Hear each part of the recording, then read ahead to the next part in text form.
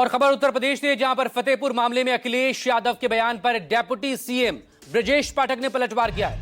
ब्रजेश पाठक का समाजवादी पार्टी पर समाज को बांटने का आरोप है। डेप्यूटी सीएम कह रहे हैं कि वोट बैंक की राजनीति से माहौल खराब करने की कोशिश की जा रही है। तुष्टीकरण किसी का नहीं, संतुष्टीकरण सबका। बयानों से सामाजिक ताना बाना बिगाड़ना चाहती है समाजवादी पार्टी। ये कल की तस्वीरें उत्तर प्रदेश के फतेहपुर की, जहां पर 150 से करीब 200 की तादाद में लोग वहां पर पहुंचे थे। एक मकबरे पर जमकर उत्पात मचाया, हंगामा किया, तोड़फोड़ की।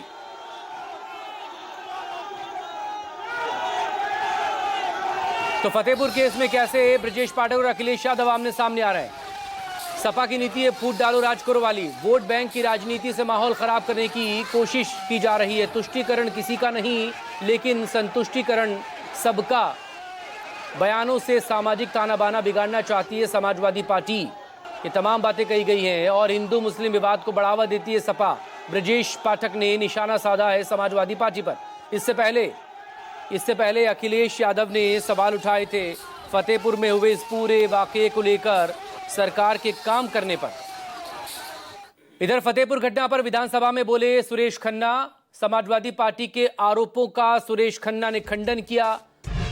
कहा सरकारी तंत्र का किसी भी तरीके से कोई इन्वॉल्वमेंट नहीं है इस पूरे मामले में। सरकार ने कठोर कार्रवाई करते हुए 10 लोगों को नामजद किया है। 150 से ज्यादा अज्ञात लोगों के खिलाफ केस दर्ज किया है। इसमें सरकार का और कोई सरकारी तंत्र का किसी प्रकार से इन्वॉल्वमेंट नहीं है। हम इस बात का पूरी तरीके से खंडन करते हैं। अरे सुनिए ना,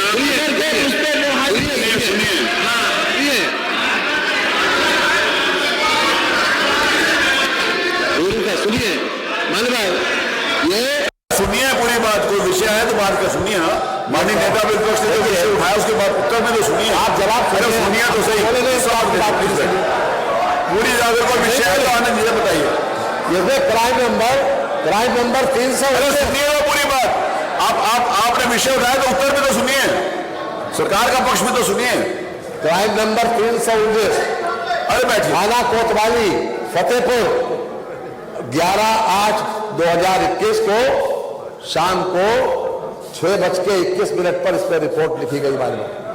रिपोर्ट लिखी गई और ये 11 लोगों के नामजद रिपोर्ट है, और नहीं 10 लोगों के नामजद है और 11वां 150 लोग अज्ञात। इसमें नामजद रिपोर्ट है। हम नाम पहले दे रहे हैं। मानवा ये क्राइम नंबर बता दिया और धारा बता दें। भारतीय न्याय संहिता 190, 191(2), भारतीय न्याय संहिता BNS 191(3), भारतीय न्याय संहिता BNS 301, 196, आपराधिक कानून संशोधन 7 क्रिमिनल लॉ अमेंडमेंट एक्ट 7, सार्वजनिक संपत्ति नुकसान निवारण अधिनियम 2 और सार्वजनिक संपत्ति नुकसान निवारण अधिनियम 3। ये अपने आप में कल की जो घटना थी, बाकायदा इस पर रिपोर्ट पंजीकृत हुई और पूरी तरीके से कानून अपना काम करेगा। जो भी कानून को अपने हाथ में लेने की कोशिश करेगा, जो भी कानून को अपने हाथ में लेने की कोशिश करेगा, उसको न्यायिक प्रक्रिया के तहत दंड जरूर मिलेगा। जरूर मिलेगा। इधर फतेहपुर तोड़फोड़ मामले में योगी सरकार ने एक्शन लिया है। 10 लोगों को नामजद और 150 अज्ञात लोगों पर केस दर्ज हुआ है। इनमें बीजेपी और बजरंग दल के नेता और कार्यकर्ता हैं। वीडियो के आधार पर और लोगों की पहचान की जा रही है और इसी को लेकर इस वक्त उत्तर प्रदेश की सियासत भी गरमाई हुई है। विधानसभा का सत्र चल रहा है। मॉनसून कल से इसकी शुरुआत हुई है और वहां पर भी जमकर हंगामा हुआ। इधर फतेहपुर तोड़फोड़ मामले में योगी सरकार ने एक्शन लिया। ये कल की तस्वीरें आपके सामने लगातार जो आप देख रहे हैं, ये कल की तस्वीरें हैं। उस वक्त की तस्वीरें जब फतेहपुर में बड़ी तादाद में लोग वहां पर पहुंच गए और इसके बाद मकबरे में उन्होंने तोड़फोड़ की। हमारे साथ योगी सरकार के कैबिनेट मंत्री मौजूद हैं। हमसे सीधे पूछते हैं फतेहपुर की घटना, चूंकि इस समय बहुत जबरदस्त तरीके से सुर्खियों में। सर, ये फतेहपुर की जो घटना हुई वहां पर जो कुछ भी हुआ, उस पर क्या है सरकार का रोक? देखिए, पहले तो किसी को भी कानून अपने हाथ में लेने का अधिकार उत्तर प्रदेश के अंदर नहीं है और उत्तर प्रदेश की शांति व्यवस्था में कोई दखल देने का काम करेगा तो उसके खिलाफ कार्रवाई भी सुनिश्चित करेगी सरकार। सरकार ने पूरे प्रकरण का संज्ञान लिया है, जांच पुलिस कर रही है। जितने लोगों का नाम सामने आया है उनके खिलाफ नेम्ड में एफआईआर हुआ है, अज्ञात में भी मुकदमे लिखे गए हैं। जांच के दौरान जिनके नाम सामने आते जाएंगे उनको भी नेम्ड करते जाएंगे। अचानक से ये कैसे विवाद शुरू हो गया मकबरे का? ये जांच का विषय है, बिल्कुल जांच का ये विषय है। और कोई ऐसी बात है तो लोगों को सरकार के पास आना चाहिए, प्रशासन के पास आना चाहिए। किसी की भी भावना आहत न हो, ये सरकार की जिम्मेदारी है, हम उसको देखेंगे। अच्छा, बीजेपी के जो जिलाध्यक्ष है वहाँ पर उनके कहा गया कि उनके कहने पे सारा हुआ, उन्होंने ही सबसे पहले मुद्दा उठाया भीड़ को वहाँ प्रेरित किया जाने के लिए, उनके खिलाफ ही ना? नहीं, कोई बात नहीं है। जो भी अभी जांच के दौरान जिसका भी नाम आएगा उसके खिलाफ कार्रवाई करें। बहुत शुक्रिया। तो कैबिनेट मंत्री अनिल राजभर हमारे साथ मौजूद थे, जो फतेहपुर की घटना पर बता रहे हैं कि सरकार का रुख बेहद सख्त है और सरकार इस पूरे मामले में जो भी उचित कार्रवाई है वो भी करेगी और साथ में इसकी जांच भी बैठा दी गई है। कैमरा पर्सन धर्मेंद्र कुमार साहू के साथ मानस श्रीवास्तव, लखनऊ, न्यूज़ 24।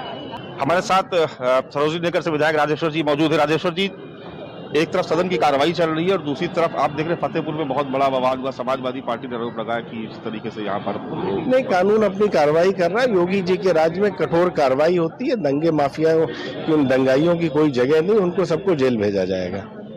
अच्छा, जिस तरीके से वहाँ पर कार्रवाई हुई, कार्रवाई पे भी सवाल उठाए जा रहे हैं कि बीजेपी के जिलाध्यक्ष का नाम जो है उनको नेम्ड नहीं किया गया, बाकी लोगों को नहीं। कार्रवाई बिल्कुल निष्पक्ष होगी। योगी जी के राज में जो अपराध करता है उस पर कठोरतम कार्रवाई होती है। सदन में जिस तरीके से विपक्ष का रुख कल स्थगित करना पड़ा, आज आपको लगता है कि बेहतर तरीके विपक्ष चर्चा से भाग रहा है? विपक्ष को चर्चा से नहीं भागना चाहिए। उनके पास सिर्फ हंगामा करना एक पर्पज है। उनके पास सकारात्मक विपक्ष की भूमिका निभाने का समय नहीं है। आप आइए, बात कीजिए, जो बातें कहनी हो सदन में कही है। सरकार हर चीज का जवाब देने के लिए तैयार है, वो जवाब सुनना ही नहीं चाहते हैं। चलिए, बहुत शुक्रिया आप बात करने के लिए। तो भारतीय जनता पार्टी के विधायक राजेश्वर सिंह, जो पहले एक पुलिस अधिकारी भी रह चुके हैं, और वो साफ तौर पर कह रहे हैं कि फतेहपुर की घटना जो भी हुई उसमें दोषियों के खिलाफ सख्त कार्रवाई की जाएगी और कानून इसमें अपना काम करेगा। कैमरा पर्सन धर्मेंद्र कुमार साहू के साथ मानस श्रीवास्तव, लखनऊ, न्यूज़ 24। और सीधे रुक करेंगे इस वक्त लखनऊ का मेरे सहयोगी मानस श्रीवास्तव हमारे साथ जुड़े हुए। मानस, कल फतेहपुर में जो कुछ भी हुआ उसके बाद लगातार इसको लेकर राजनीति गर्म है और इस तमाम राजनीति के बीच पहले समाजवादी पार्टी की तरफ से सवाल उठाए गए, तो अब ब्रजेश पाठक ने जवाब दिया और समाजवादी पार्टी पर आरोप लगाया समाज को बांटने का।